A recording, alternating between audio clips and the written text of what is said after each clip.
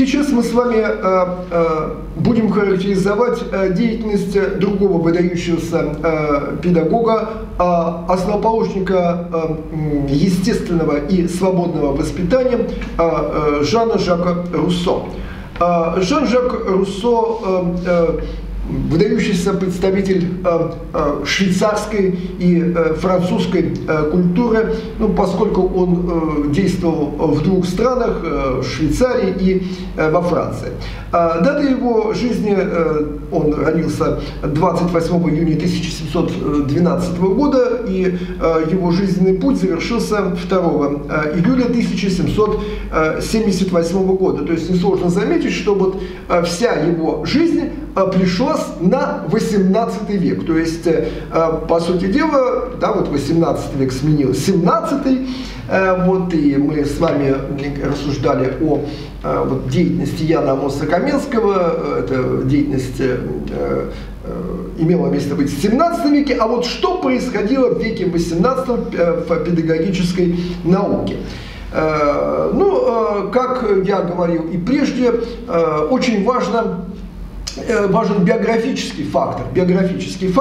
И вот особенности биографии Жана Жака Руссо состояла в том, что у него персонально отсутствовало систематическое образование. То есть он был, так скажем, как будто бы, я это подчеркиваю, как будто бы необразованный человек. То есть он не имел систематического образования, но он всю жизнь занимался самообразованием и достиг в этом довольно-таки больших высот. У него было проблемное детство и юность. То есть вот есть такая присказка: ничто и не предвещало. Вот, потому что действительно так получилось, что он вырос в семье ремесленника, часовщика, и его отрочество и юность были довольно сложными. Он был подмастерьем у гравера, был лакеем, был нищим, был на содержании у богатых женщин, вот, будучи молодым человеком. Вот. В общем, его биография довольно проблематична. Вот. Тем не менее, вот, невзирая на вот сложности детства и юности, он осуществил реализовал такой очень мощный такой карьерный рост. Причем он состоялся в совершенно разных сферах, не имея систематического образования, только за счет самообразования. Вот. Он стал всемирно известным философом, писателем, драматургом, композитором, ботаником, музыковедом и моралистом. Это к вопросу о том, что, в общем-то, человек и за счет самообразования может очень многого достигнуть. Да? И даже при, скажем так, неудачном жизненном старте. В России есть такая пословица: как запряжешь ты лошадь, так и поедешь. Вот. Но вот все-таки не всегда эта пословица права. Потому что вот старт житейский, да, чисто житейский, у Жана Жака Руссо был явно неудачный, да, но он, тем не менее, как личность, да, как ученый, состоялся, в том числе и в области педагогики. Вот. Характерная такая особенность, конечно, вот, биографическая для Руссо, это была следующая. Он был христианином, но тем не менее в его вот христианском мировоззрении были такие вот элементы духовной беспринципности. На него, конечно, очень серьезно влиял материализм, который вот в 18 веке поднимал голову. Вот. Но вот, тем не менее, вот все-таки Руссо сохранил свою христианскую веру. Это, пожалуй, был единственный из так называемых ученых-энциклопедистов, который был верующим. Вот. Но его вера была проблемной. Вот это как раз очень интересно, потому что мы с вами живем в такое время, да, вот уже в 21 веке, да, 21 веке, и мы наблюдаем, что у очень многих людей вера проблемная. И вот Руссо как раз вот был вот человеком из этой серии. Но тем не менее, он внес выдающийся вот вклад в развитие педагогической науки. Вот.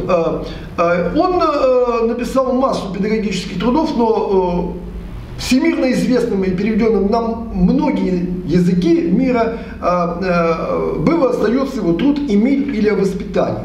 Но он также написал и другие работы педагогического характера, например, «Рассуждения о науках и искусствах», «Новая Элоиза», второе название этого произведения «Юлия или новая Элоиза», «Исповедь», «Послание о театральных зрелищах», «Музыкальный словарь» и многие-многие другие.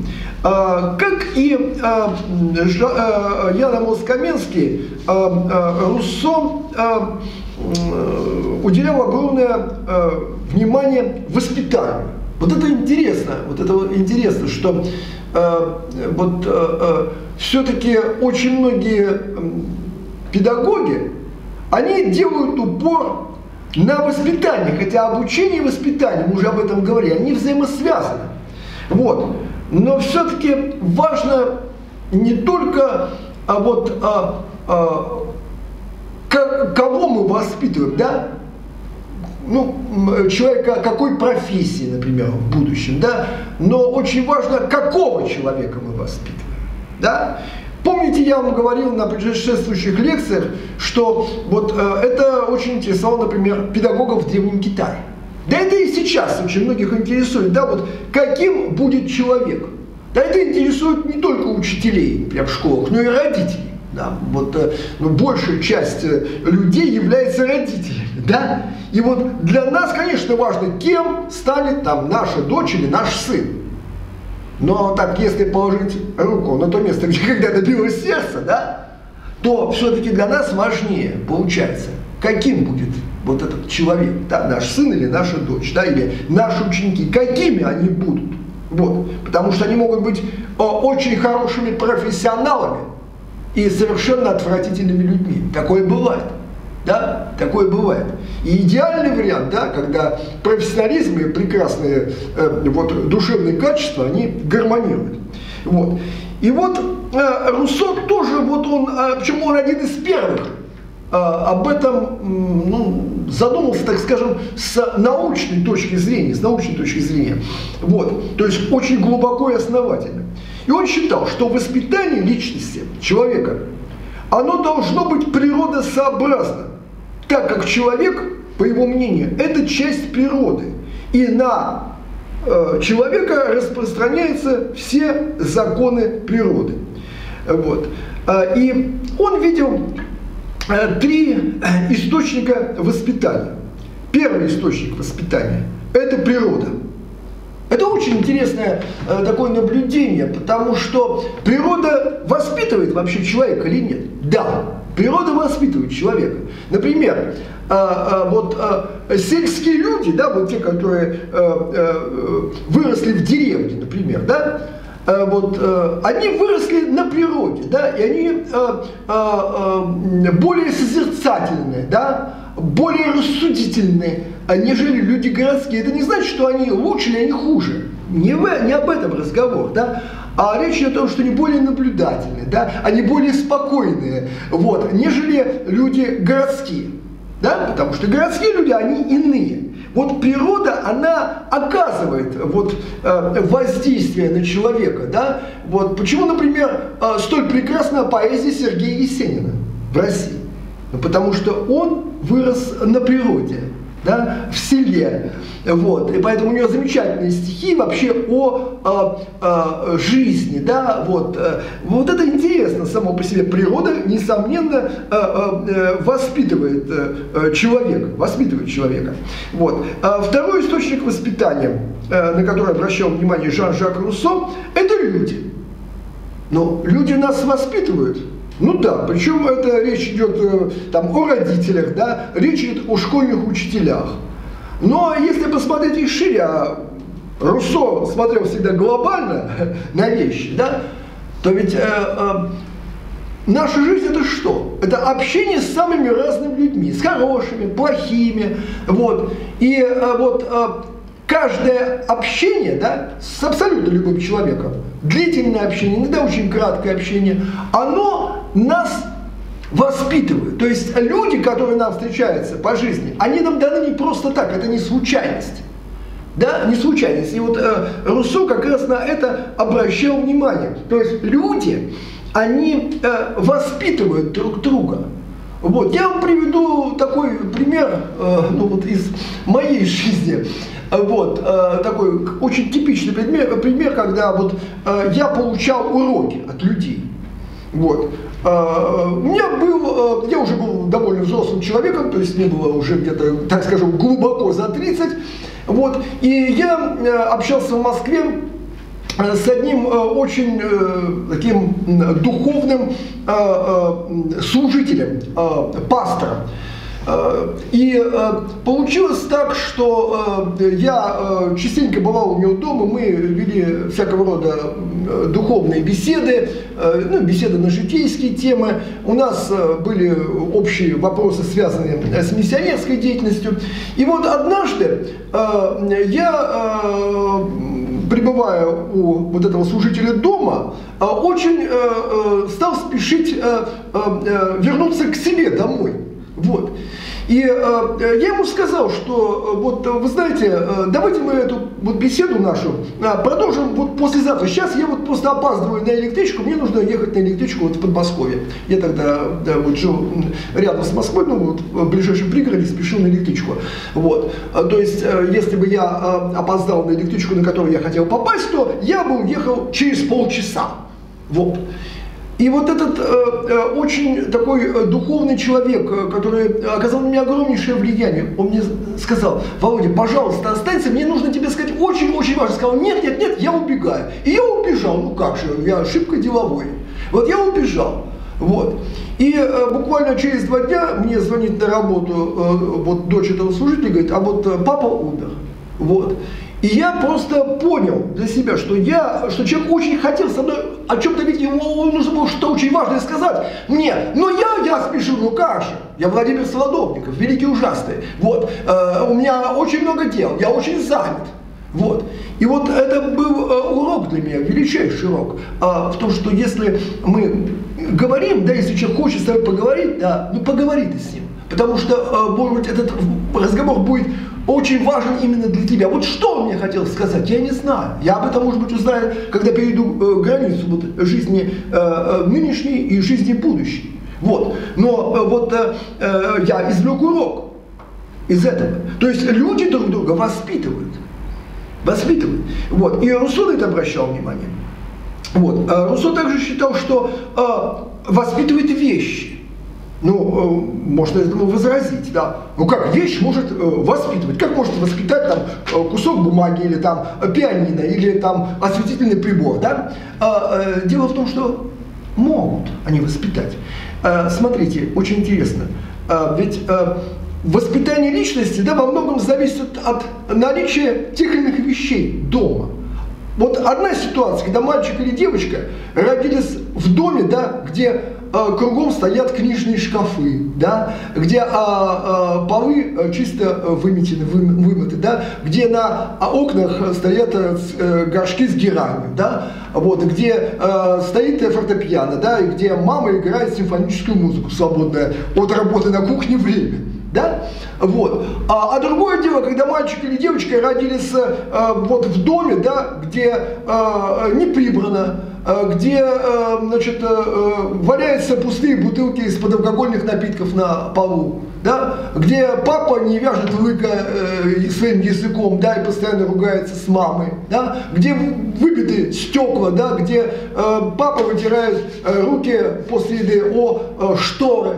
Ну и так далее и тому подобное. Да? То есть вещи, они, конечно, влияют, они воспитывают человека, это понятно. Это то, что называется обстоятельствами или средой. Воспитывает ли нас среда? Да, так в Библии сказано, да, что худое сообщество развращает добрые нравы, да, блажен муж, который не идет на совет нечестивых, да, и на путь грешных не становится.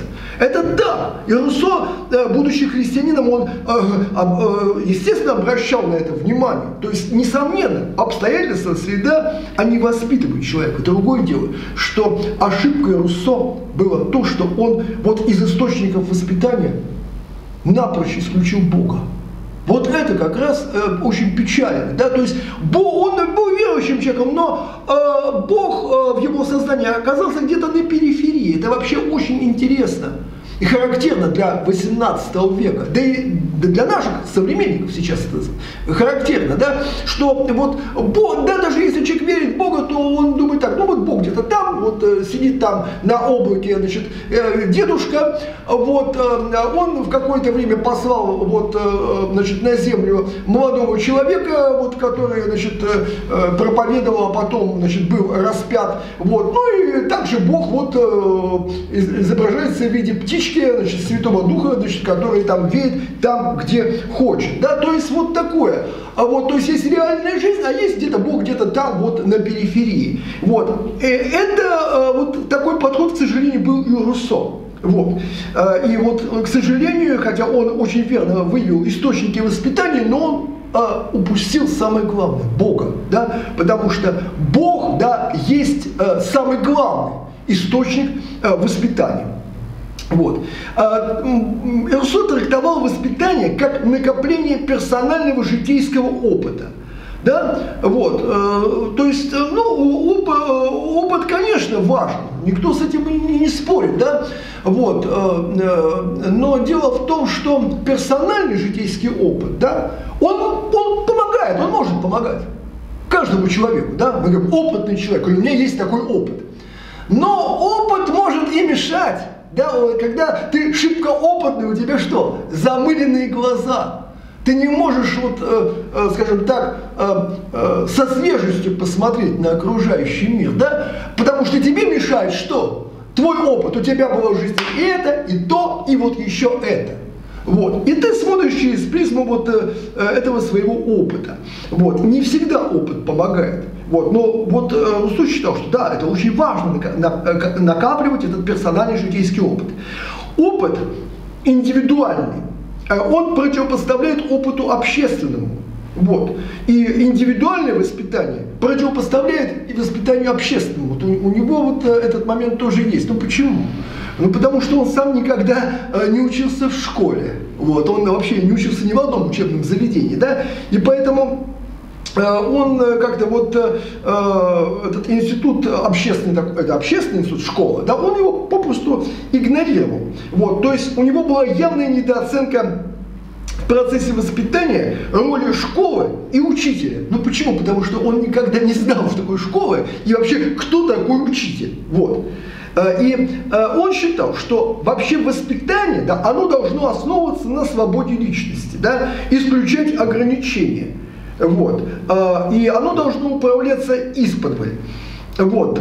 Последствия воспитания должны быть естественными, а не искусственными. Вот это очень интересно. Очень интересно вот, эта идея о свободном воспитании. Потом эту идею будет продвигать уже в России в конце 19-го, начале 20 века Лев Николаевич Толстой.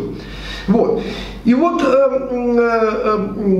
очень это интересно, вот свобода личности, исключать ограничения, но тем не менее управлять воспитанием исподволь, да, подводить воспитанника к самостоятельным верным решениям. Это очень интересно. Я в этом контексте вспоминаю свою маму. Вот. Мама была очень уважаемым для меня человеком. То есть я вот был такой мальчик, всегда очень послушный, я вот никогда не был там хулиганом, что-то вот в этом роде. Я очень уважал своих родителей, мне это было с детства, я их очень любил, уважал. Вот. Но самым авторитетным человеком для меня была мама. Вот. И вот я, будучи подростком, ну, понятно, у меня были всякого рода подростковые проблемы, как у каждого, да, там, в 13, 14, там, 15 лет. И я вот подходил к маме и говорил: мама, вот у меня такая-то проблема, вот подскажи мне, как поступить. Вот. Она садилась со мной на кухне и говорила так: старик, значит, ну я поняла, я тебя услышала, я поняла. Вот. Значит, есть 3 варианта решения твоей проблемы. Вот вариант первый, она рассказывал первый вариант решения проблемы. Вариант второй, ну, как бы, вот. Вариант третий. Вот. Я бы, как бы, сама остановилась бы на втором. Вот. Но я не знаю, как бы это у тебя получится. Вот. Но вот есть эти 3 варианта. Я говорю: мам, А скажи, как сделать, я сделаю. Вот, я послушный мальчик такой, очень исполнительный был. Вот. Она говорит, не, старичок, не пойдет. Вот. Ты должен принять решение сам. Вот. То есть она меня учила принимать самостоятельные решения. Вот она говорит, если ты вот, будешь следовать какому-то из одному из тех вариантов, которые я тебе вот сказала, делай так, да, то, а вдруг у тебя не получится, скажешь, мама, значит, ты виновата. Я говорю, не хочу быть виноватым. Вот. Это не самоустранение от ребенка, а это нечто другое. Это мама пыталась воспитать во мне, да, умение действовать и мыслить самостоятельно и отвечать за свои поступки. Вот. И выбирать варианты, анализировать жизнь. Вот. То есть, к сожалению, у нас очень многие дети, да и взрослые, да, они вот ждут, когда кто-то им скажет, как надо. Нет, это не тот метод. Да? И вот Руссо как раз и говорил о том, что последствия воспитания должны быть естественными, не искусственными, и оно должно быть свободным, и человека нужно подводить воспитуемого, да, к принятию правильного решения. Есть здесь риск? Конечно, есть. Вот. Но, с другой стороны, если мы не будем рисковать, то мы и не добьемся должного результата. Жан-Жак Руссо был автором возрастной периодизации воспитания. Вот он один из первых, да, попытался воспитание упорядочить вот не просто вот как бы так абстрактно-теоретически, да, а он более конкретно попытался вот его регламентировать, и он создал особую периодизацию, возрастную. Например, он считал, что ребенок переживает в своей жизни 4 периода. Первый период от 0 до 2 лет. Это период физического воспитания. То есть вот в этот период, по мнению Руссо, очень важно заниматься вот физическим воспитанием человека. Вот. Второй период от 2 лет до 12 лет. Это период эмоционального воспитания. То есть в это время очень важно, по мнению Руссо, было воспитывать чувства вот, человека. Третий период от 12 лет до 15 лет. Это период умственного воспитания, да, когда вот воспитанника требуется, скажем так, воспитывать, прошу прощения за некоторую тавтологию, именно в интеллектуальном плане. И четвертый период от 15 лет до 21 года примерно это период нравственного или морального воспитания. Вот. Но в основе этой периодизации Руссо заложил условно-биологический фактор, да? Вот. И духовный фактор, да, он размазан, невнятен. Общественный фактор здесь отсутствует напрочь. Да? И периодизация Жана-Жака Руссо страдает жестким схематизмом. Он не видит взаимосвязи периодов воспитания и их взаимообусловленности. Потому что, например, период физического воспитания. Так физически человек должен воспитываться вообще в течение всей своей жизни, не только вот, в детстве, да, вот. Но если мы говорим о ребенке, то физическое воспитание, оно может быть и от 0 лет до 2 лет, и дальше, да, и там и от 2 лет до 12, 12 до 15 и так далее. Вот. То есть это очень важно, физическое воспитание. Вот. Например, период эмоционального воспитания, воспитания добрых чувств, да, это тоже вот, в течение всего процесса воспитания человека. Да, также и умственное воспитание, то же самое. Вот. И нравственное воспитание, то же самое. То есть нельзя вот их как-то схематизировать, да? Но мы с схематизмом сплошь и рядом и сейчас встречаемся, да? Вот, и, например, схематизм очень характерен для американской науки, да? Вот, и это сплошь и рядом, да? Там вот американские ученые, они очень любят эти схемы, разные схемы. Но дело в том, что, да, схема, она позволяет как бы упорядочить вот, восприятие жизни, но дело в том, что жизнь невозможно загнать в схемы. Вот, невозможно вот, схемы загнать, и поэтому, конечно, вот этот схематизм, он, скажем так, не всегда оправдан. Вот, то есть вот все эти этапы воспитания, да, физическое, эмоциональное, умственное, нравственное, они тесно взаимосвязаны. Вот. Ну, методика воспитания у Руссо довольно позитивна. Она включает в себя физическую закалку воспитанников, да? Вот. Отсутствие навязчивого менторства. То есть Руссо считал, что ни в коем случае вот, тот человек, который воспитывает, да, там, родитель или учитель, хотя он об учителе очень невнятно говорил всегда, вот, он не должен, например, навязывать свою точку зрения, да? Он не должен подавлять ученика, он не должен кричать, потому что вот Руссо обращал внимание на то, что подростки, например, они крик родителя, да, или крик учителя, они воспринимают как его слабость. Вот. И поэтому, когда вот родитель начинает кричать или учитель кричать, часто подростки смеются, в глаза просто. Это не потому, что они наглые, а потому, что это естественная реакция. Вот, потому как ребенок, да, он чувствует как бы слабость взрослого человека, его бессилие абсолютно. Вот. Руссо говорил, что очень важно развитие самостоятельного познания действительности воспитанниками при минимальном вмешательстве наставников. То есть он считал, что вот воспитанник, да, или ученик, он должен быть первооткрывателем. То есть вот воспитатель или учитель, он должен только направлять ученика, а не ему вдалбливать вот как бы некие принципы воспитательного характера, если речь идет о воспитании. Жан-Жак Руссо видел важность трудового и нравственного воспитания, а также полового воспитания. Вот. И по его мнению, нравственное воспитание, оно имеет три основные задачи. Первое – это воспитание добрых чувств, то есть вот, очень важно научить ребенка, вообще человека, и более взрослого, да, добрым чувствам, то есть вот чувства должны быть добрыми, не негативными, а позитивными. Второй момент, вторая задача – воспитание добрых суждений, то есть человек должен рассуждать по-доброму, а не по-злому, вот, то есть вот это вот. И третья задача – это воспитание доброй воли. То есть, по мнению Руссо, очень важно, да, вот, воспитание добрых чувств, добрых суждений. Но это все хорошо, да, когда у человека добрые чувства, добрые суждения, но он еще должен быть способен к деланию добра. Вот. У меня есть в Латвии друг, который мне всегда, когда я там о чем-то очень много теоретизировал, мне всегда говорил: Володя, это идея или решение? Вот, это правильно, вот как раз Руссо на это как раз и обращал внимание. Вот. Но к великому сожалению, он в нравственном воспитании недооценивал значимость христианства. То есть оно было где-то там у него на периферии. Мы об этом чуть ниже поговорим. Любопытно, Руссо трактовал воспитание женщин. Да? То есть вот интересно, что при всем своем таком, в общем-то, ну как бы мы выражаясь языком 21 века, некой такой продвинутости, да, такой прогрессивности, он был довольно консервативен относительно воспитания женщин.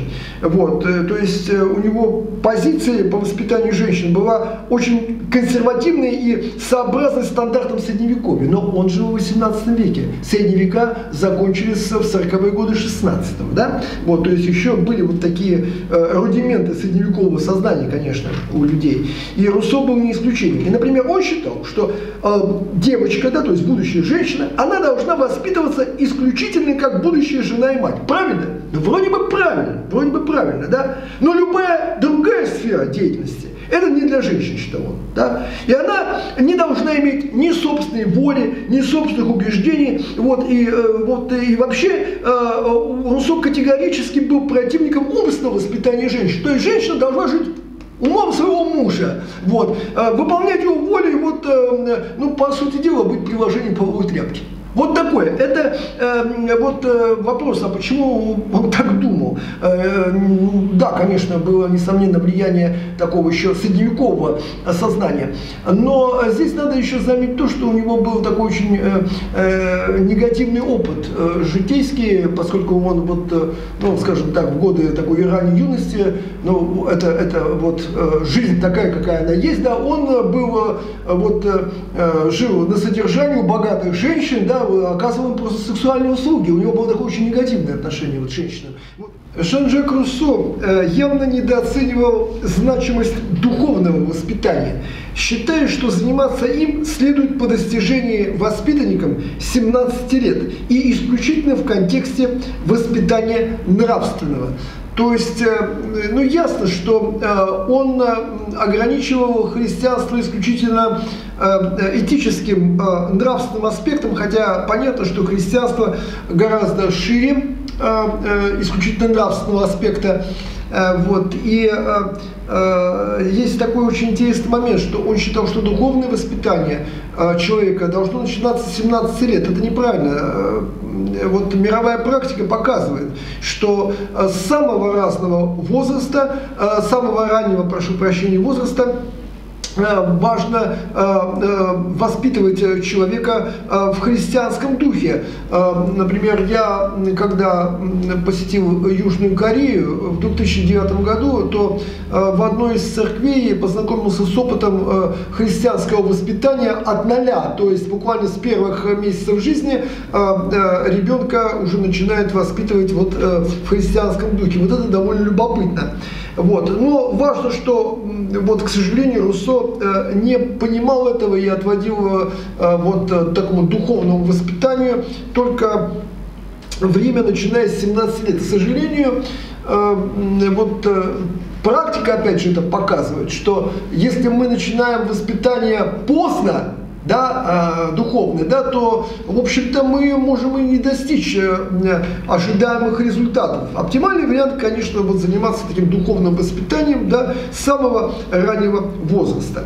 Вот. И Руссо, вот это его беда, он отводит христианской вере чисто прикладную, такую утилитарную, периферийную роль в деле воспитания. Если говорить о теории обучения Жана-Жака Руссо, то, по его мнению, обучение должно быть связано с потребностями реальной жизни. То есть оно прагматично. Вот. Но с этим, конечно, вот можно поспорить, а с другой стороны можно и согласиться, потому что ясно, что, например, обучая там той или иной профессии, важно, чтобы эта профессия была востребована, да, вот в данный момент. Но бывает и так, что та или иная профессия востребована сейчас, но большой вопрос, будет ли она востребована, да, там, через 20 или 30 лет. Вот. Обучение, по мнению Руссо, должно проводиться активно. И в центре внимания обучения должен находиться свободный человек, чья воля не должна подавляться. Вот это как раз очень важно, вот это вот его такой акцент на том, что человек свободен, И обучение вот, по Руссо, оно предполагает большую степень самостоятельности обучаемого. Это тоже очень важно, потому что часто вот, ну, вот реальный процесс обучения, он связан с таким давлением преподавателя, да, и обучаемый, например, обучаемый профессии, он часто абсолютно не самостоятельный, да, и можно усомниться в качестве, в результате педагогического процесса. Теперь мы подведем некую черту под деятельностью Руссо, определим значение его педагогической деятельности. Педагогическая деятельность Руссо, она состоит в том, что он определил развитие западноевропейской и американской педагогики нового и новейшего времени. Вот современная западноевропейская и американская педагогика, она во многом основана именно на мировоззрении Жана-Жака Руссо. Вот. И он в известной степени способствовал ее секулярности и наличию такого размытого духовного фактора. Но, к сожалению, и, вот в современных Соединенных Штатах Америки, в современной Западной Европе мы эти процессы наблюдаем, в особенности в контексте вот существования Евросоюза. Да? То есть мы наблюдаем, что вот при всех положительных моментах вот, американской педагогики практической, западноевропейской. К сожалению, вот существует эта секулярность, да, то есть вот эти вот элементы такого обмерщения, да, и духовный фактор, он становится таким все более и более размытым, вот, и неопределенным, и он уходит вот на периферию. И мы часто ругаем наших современников, но мы должны понимать, что, в общем-то, вот эта тенденция, она в новое и новейшее время складывался в более ранний период, и вот, к сожалению, вот одним из основоположников вот этой секулярности был как раз Жан-Жак Руссо. Хотя он, при всем при том, да, он внес очень большой вклад в развитие педагогической теории и практики.